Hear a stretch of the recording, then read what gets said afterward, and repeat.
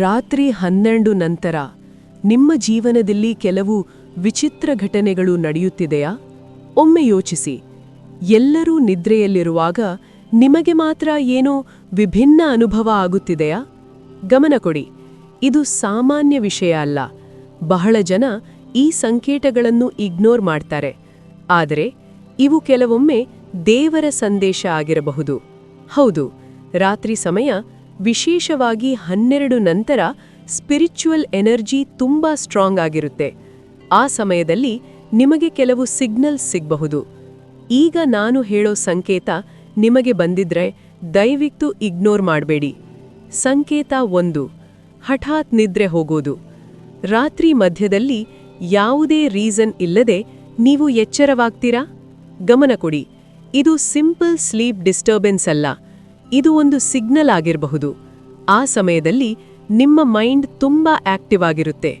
ಕೆಲವರಿಗೆ ಹಠಾತ್ ಭಯ ಅನ್ನಿಸಬಹುದು, ಅಥವಾ ಯಾರೋ ಹತ್ತಿರ ಇದ್ದಾರೆ ಅನ್ನೋ ಫೀಲಿಂಗ್ ಬರಬಹುದು.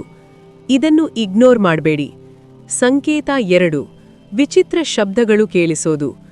ರಾತ್ರಿ ಎಲ್ಲವೂ ಸೈಲೆಂಟ್ ಇರುವಾಗ ಹಠಾತ್ ಕೆಲವು ಸೌಂಡ್ಸ್ ಕೇಳಿಸೋದು.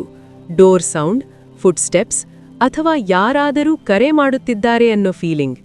ಇದು ಇಮ್ಯಾಜಿನೇಷನ್ ಅಂತ ಅನ್ನಿಸಬಹುದು, ಆದರೆ ಕೆಲವೊಮ್ಮೆ ಇದು ಸ್ಪಿರಿಚುವಲ್ ಸಿಗ್ನಲ್ ಆಗಿರಬಹುದು.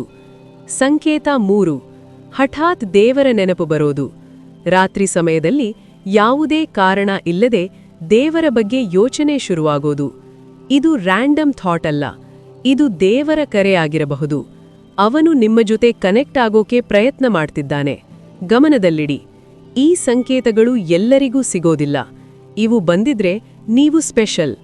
ಆದರೆ ಇದನ್ನು ಇಗ್ನೋರ್ ಮಾಡಿದ್ರೆ ನೀವು ಒಂದು ದೊಡ್ಡ ಅವಕಾಶ ಕಳೆದುಕೊಳ್ಳಬಹುದು. ಈ ರೀತಿಯ ಅನುಭವ ನಿಮಗೆ ಆಗಿದೆಯಾ? ಕಾಮೆಂಟ್ನಲ್ಲಿ ಜೈ ದೇವರು ಅಂತ ಬರೆಯಿರಿ. ಈ ವಿಡಿಯೋವನ್ನು ಶೇರ್ ಮಾಡಿ, ಯಾಕಂದ್ರೆ ಇದನ್ನು ನೋಡಬೇಕಾದವರಿರಬಹುದು. ಇಂತಹ ಸ್ಪಿರಿಚುವಲ್ ಸತ್ಯಗಳಿಗೆ ಸಬ್ಸ್ಕ್ರೈಬ್ ಮಾಡೋದನ್ನ ಮರೆಯಬೇಡಿ.